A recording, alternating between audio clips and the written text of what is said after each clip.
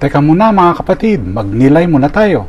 Alam mo ba na ang mga pukyutan ay nakakakita ng ultraviolet na liwanag pero hindi nila nakikita ang kulay na pula? Bagamat may limitasyon ang kanilang paningin, may kakayahan silang makita ang mga disenyo sa mga bulaklak na hindi nakikita ng tao.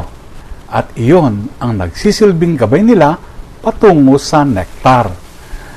Sa pag-akyat ng Panginoon sa langit, siya ay iniangat at nawala sa paningin ng mga alagad, pero hindi sa kanilang misyon. Tulad nila, madalas tayong tumititig sa langit, litong-lito, naghihintay ng kasagutan. Ngunit ang langit ay hindi laging nagpapakita sa inaasahan nating anyo.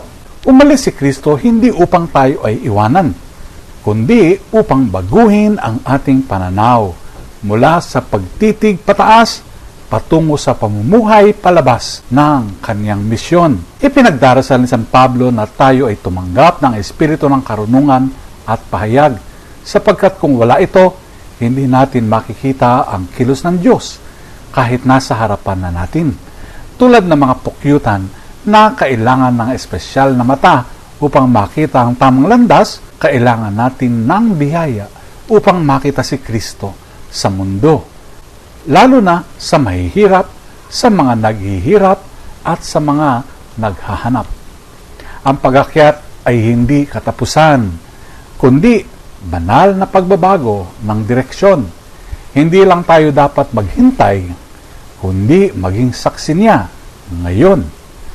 Ginagabayan ng kakaiba, ngunit tapat na kompas ng Espiritu. Pagnilayan natin ito. Amen.